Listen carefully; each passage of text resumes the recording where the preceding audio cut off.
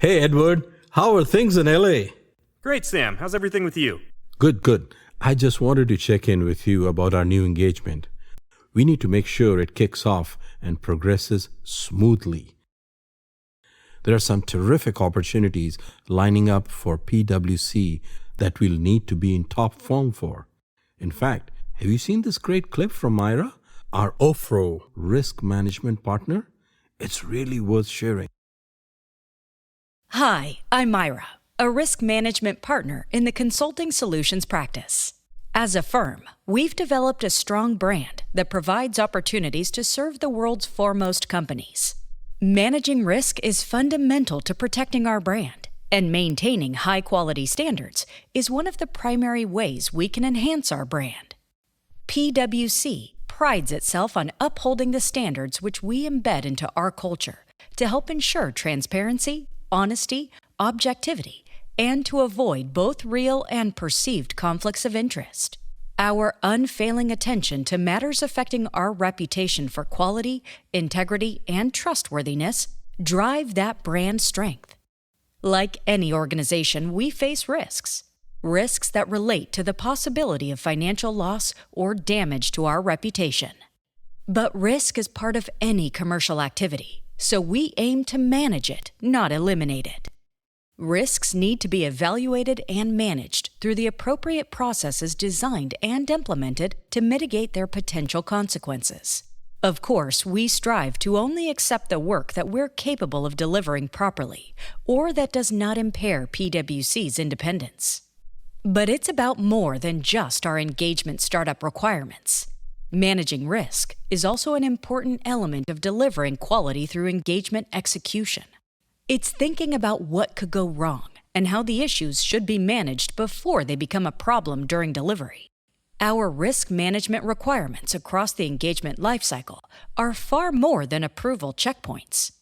Thoughtful consideration of each step along the way by all of us at all staff levels helps manage the firm's commercial and regulatory risks.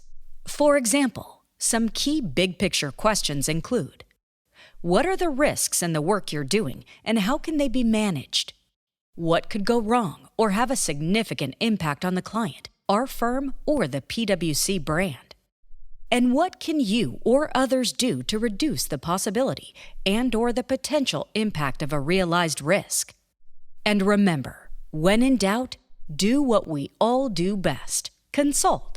Consistently implementing our risk management processes protects us and the PwC brand. The risk management portion of your onboarding concentrates on the key steps in those processes associated with pursuing and providing consulting services to our clients. Thank you and welcome to PwC. I think that's a great message.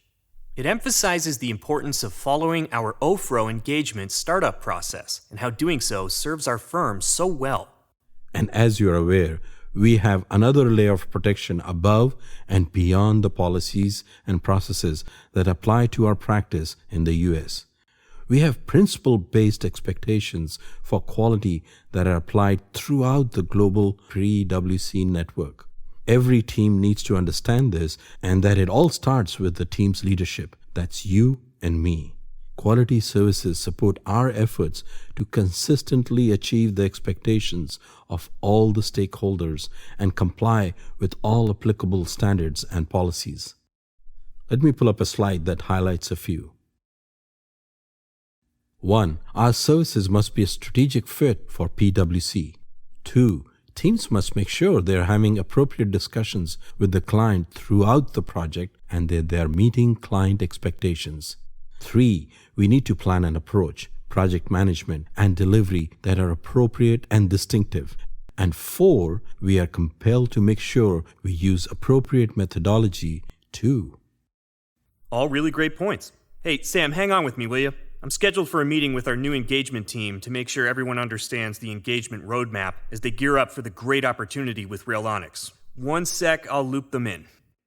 Greetings, team. You were chosen for this team because of your knowledge and ability to deliver the PwC experience.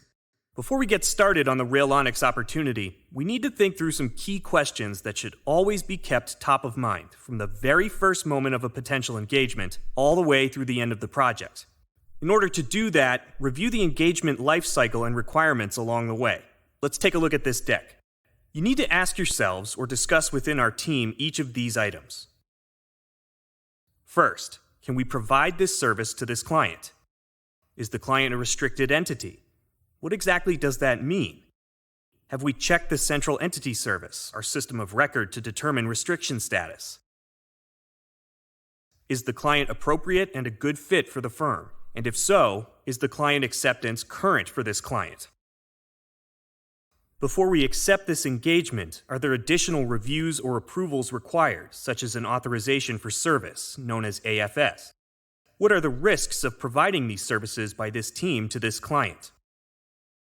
Do we have a well-thought-out written contract executed by the client and a PwC partner?